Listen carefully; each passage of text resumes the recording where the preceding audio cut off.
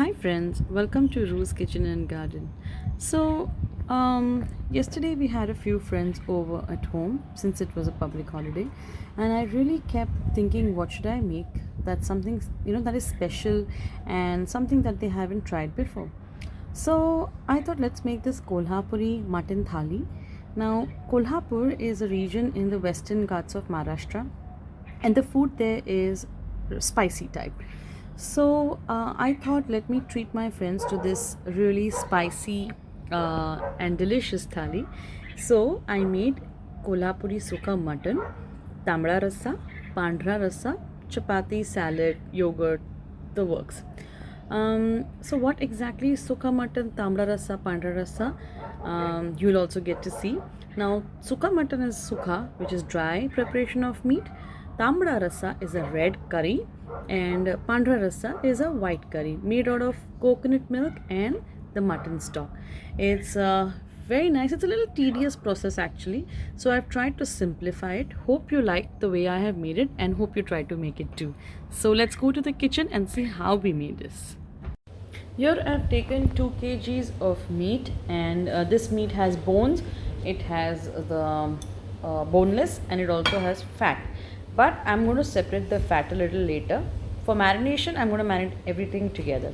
So I'm adding some salt to it.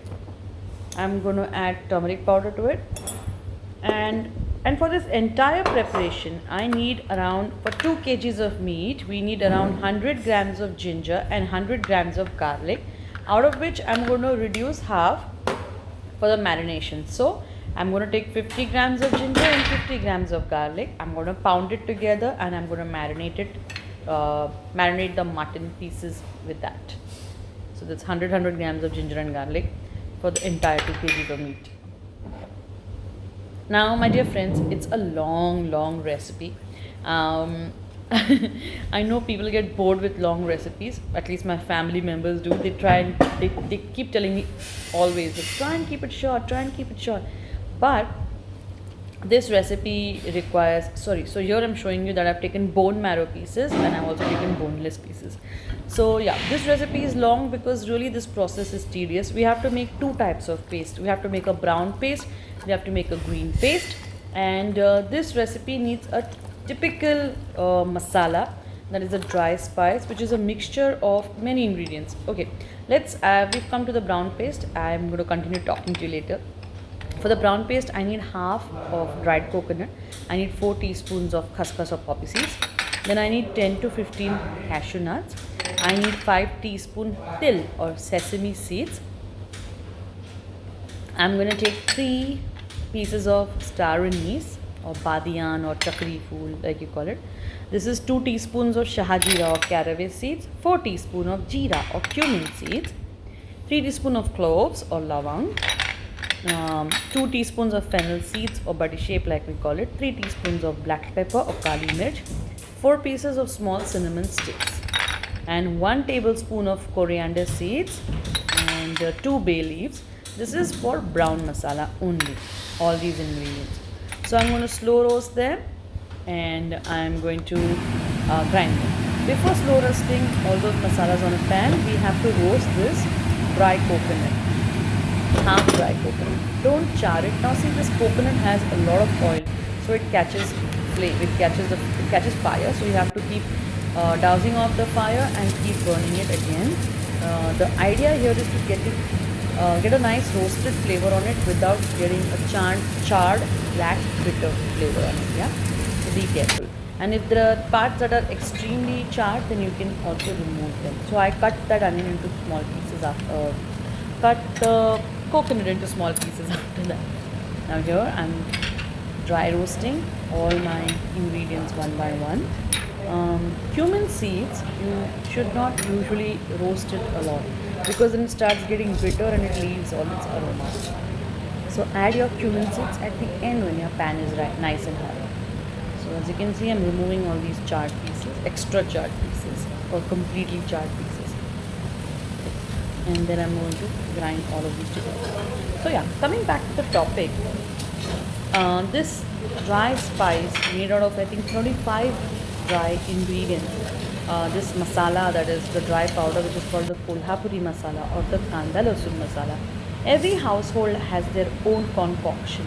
My masala comes in a bottle. My year's supply comes from my aunts. They make it fresh at home, then they bottle it up and send it to me.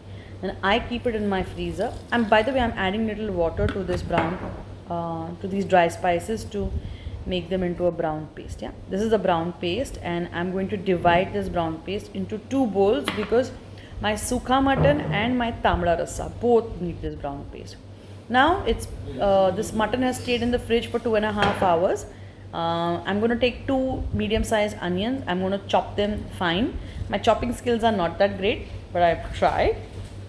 So I'm going to take a heavy bottom pot. I'm going to add oil to it. I'm using peanut oil or groundnut oil, and then I'm adding ghee. The only reason being, if you add ghee to the hot pot, it starts burning. So you don't want that. So you add oil first, then you add ghee. Then we are going to add our onions, fine chopped onions, bay leaves, and once the onions lose their color and start leaving a bit of water, I'm going to add the marinated meat to it. Here, bones and boneless together. Don't add the fat that we separately kept for the tamda rasa or the red curry. Here I'm adding all the marinated meat, and I'm going to add water enough to submerge the meat. First I'll mix it nicely, get it seared so all the juices stay inside. Yeah, searing the meat is an important process. Then cover it, let it leave water. Let it first leave water, its own moisture, and then you add water to it. Okay, don't add water immediately, it spoils the taste. Sear the meat, cover it, let it leave its own water, and then you add extra water. I use this jug which can hold around 1.5 liter of water. I've added that much to this pool. So yeah, so you add water to submerge the meat. Now we are moving on to the green paste part of it. Now I've taken half cup of coriander leaves. Do not take a lot. Then the remaining spare ginger and garlic, the remaining 50 grams one. 2 onions, again medium size. 2 big tomatoes. You can also take paste. Sorry, don't take tomato puree, take tomato paste. And then this is again 1 cup of wet coconut. I'm just going to put them in a pan and dry roast them. The idea here is to make them soft. Okay, and then I'm going to again grind them with some water. As you can see, I've not added coriander now. I'm going to add the coriander later, little later, when everything gets soft. So the reason being, if you add too much coriander, and if you add coriander to the paste in the beginning, then the masala starts becoming brown instead of becoming red or green. Actually red. In the curry it becomes red, right? You want the curry to be red. So if you add the coriander leaves, a lot of it, and if you fry it, then it loses its color and the curry starts becoming brown instead of becoming red. This is my green paste. Again, divided into 2 portions because we need it for mutton sukha and we need it for the wet mutton, the rasa, tamda rasa. Now I am going to separate. My meat is cooked, falling off from the bone, but not overcooked. I need to have that little bite to it. I'm going to separate now the bone pieces from the boneless pieces. The reason being, the boneless pieces will go in the mutton sukha and the with bone, marrow bone pieces will go into the tamda rasa. The bones impart a very nice flavor to the rasa, and then you can also eat the marrow. This is my stock which I will need for my tamda rasa, and this I've removed 2 bowls of stock for the pandha rasa. Now let's start the preparation for the mutton sukha. For mutton sukha, we need the boneless cooked mutton. We need 2 onions thinly sliced. Then we need 2 bay leaves, and we need some dry masala, spices, khada masala. This is black cardamom, some cinnamon, 2 green cardamom, some cloves, some pepper. That's all. And we also need that brown paste that we made, half of it. We need the green paste. We need some Kashmiri red chili for color, and we need this Kolhapuri masala. This is the one I was talking about. This is, like I said, every household makes it differently, but you can buy it from the market if you don't have. We need some ghee, and we also need some salt and some turmeric. So this masala I store in the freezer, and it doesn't lose its fragrance, it doesn't lose its power, the strength, in the freezer for almost a year. Now it's been 2 years. I haven't been to almost 1.5 year. I haven't been to India, so this masala is 1.5 year old, but it's still so strong. Now I added oil to the hot pan and some ghee. Same funda. Don't want the ghee to burn. Then I'm going to add the dry spices, and I'm going to add the onion, thinly sliced onion, to which I'm going to add salt so that the onions lose water and saute quickly. Then I'm going to add the Kashmiri red chili for the color and turmeric to intensify the color of the red chili. Then I'm also going to add our green curry, green paste. Now I'm going to add the green paste, and I'm going to saute it and saute it till all the raw smell goes away from the green paste. If you remember, we had just softened the ingredients of the green paste. We had not cooked it properly. So this is the time we have to cook it properly. Before I added my green paste, I added this kolhapuri masala. You can add it before adding the green paste, or you can add it after adding the green paste. No hard and fast rule. But make sure that you saute the green paste very nicely. All the raw smell should go away, oil should release, and then you add the brown paste. Now you need to bring all these ingredients together. They need to stick to the mutton. So for that you add half a bowl or half a cup of stock, the mutton stock. Do not add water. Here I'm adding the mutton stock just so that the masala ingredients stick to the meat. Then we add the boneless meat, and then we cover it. First we stir it nicely, and then we cover and cook it. We check for the salt and stuff, and then we cover it till it's completely cooked. Then we garnish it with coriander. Now I'm going to move to the tamda rasa. For the tamda rasa, tamda means red, yeah.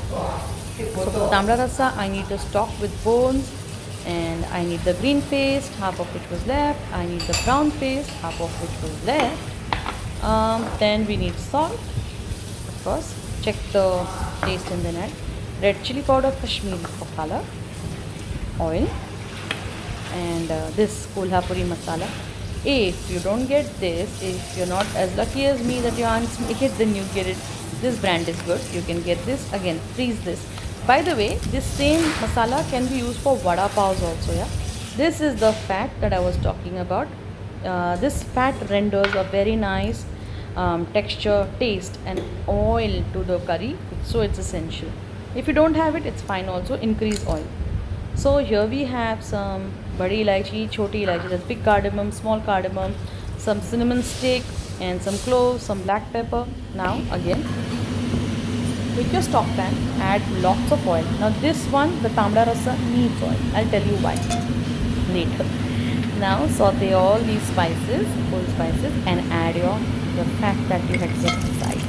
The fat should be fried nicely, and then you add your green masala, and again saute your green masala so that the rawness goes away. And then in this you add your kolhapuri lal tikhat or kolhapuri dry masala. Okay, and I also added my Kashmiri chili powder for color. And I'm going to mix everything together till it separates, till oil separates and the raw aroma goes away. Then I will add the brown paste, and I will add the stock along with the marrow pieces. That's it. And you will see why I said you have to fry the fat.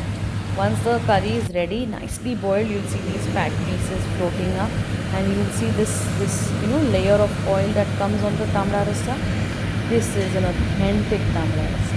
This is really tasty, spicy, and very nice. Now to cool all these spices, you need the pandra rasa. This is it.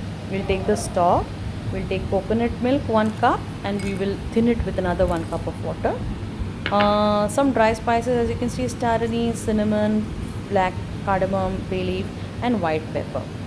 Okay, I'm going to crush this white pepper.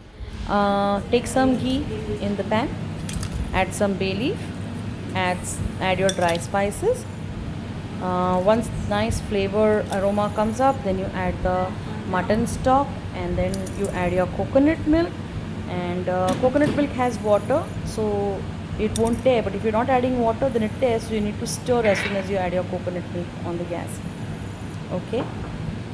Boil this pandra rasa and there you're done. And at the end sprinkle some pepper powder. This is actually an easy recipe. I have tried to simplify it and explain it.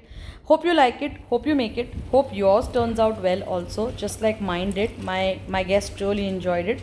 So my Kolhapuri thali had pandra rasa, tamra rasa, sukha mutton, some salad and some yogurt to cool everything down. This is a very nice tamra rasa. It goes very well with rice and kids love it. So I hope you enjoyed today's recipe, and if you did, please don't forget to like, share and subscribe, and keep watching Ru's Kitchen and Garden, and please render your support always. Thank you, love you. And the last frame is where I'm going to show you how this all came together. I'd also made cauliflower veggie, but I don't think I took it in my plate, so it's not in my plate. So let's see. Alright, this is the oil on the curry, and this is my plate, and this is with the chapati. Hope you like it. Bye.